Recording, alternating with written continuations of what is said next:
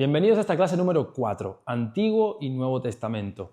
Una sola historia. La Biblia está dividida en dos grandes partes, el Antiguo y el Nuevo Testamento. Ahora, no son dos libros distintos ni dos dioses diferentes, sino una sola historia en dos etapas. El Antiguo prepara el camino para Jesús, el Nuevo Testamento muestra el cumplimiento de todo ello. Ahora, todo apunta a una misma dirección, la restauración y reconciliación del ser humano con Dios. Si tú lees la Biblia como partes aisladas, puedes confundirte mucho. Si lees la Biblia como una historia completa, vas a tener mayor claridad.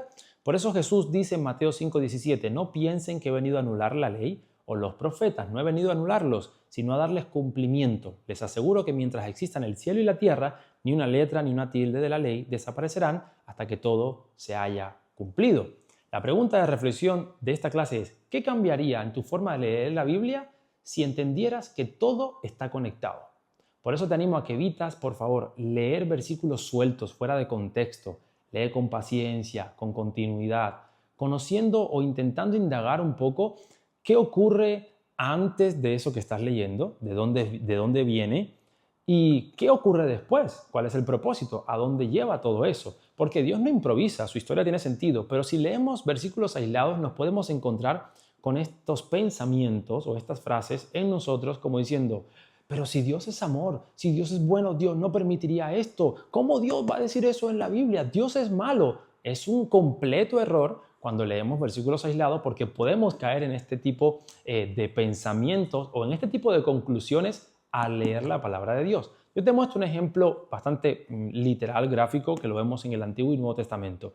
En el Antiguo Testamento nos encontramos con que una de las maneras en la que el pueblo se relacionaba con Dios era en base o a través de los sacrificios. ¿Ok?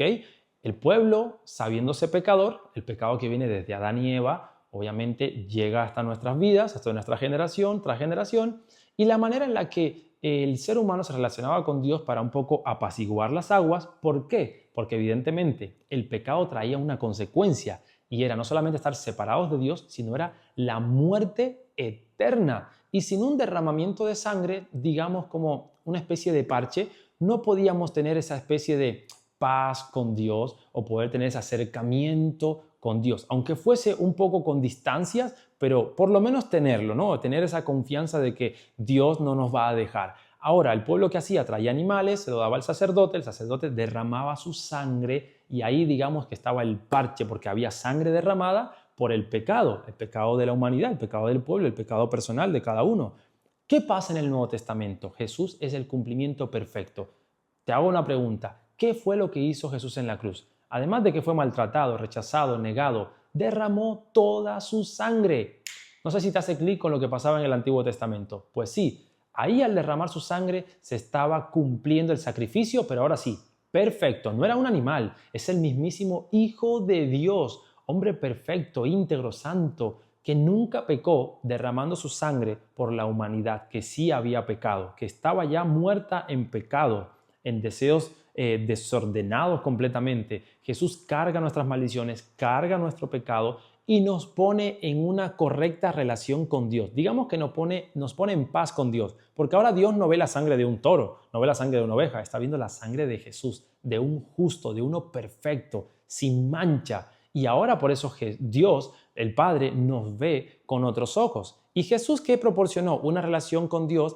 Por eso dice la palabra que ahora tenemos acceso libre al trono de la gracia.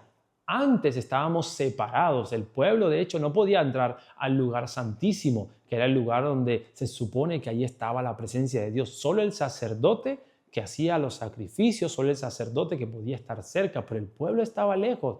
Por eso, lo que gana Jesús es para que podamos tener una relación correcta con Dios. ¿Qué ocurre si leemos versículos aislados? Que podemos encontrarnos en queriendo agradar a Dios haciendo un montón de cosas que ya no son necesarias. Imagínate a ti buscando un animal para matarlo. Ya no es necesario. En ese tipo de errores y muchos más, al leer el Antiguo Testamento, podemos caer si no entendemos el mensaje completo. Por eso incluso la Biblia dice, y Dios lo decía incluso en el Antiguo Testamento, yo no me complazco tanto en los sacrificios, sino en la obediencia. En eso se basa nuestra relación con Dios, en ser obediente al escuchar su voz y leer su palabra. Dios te bendiga.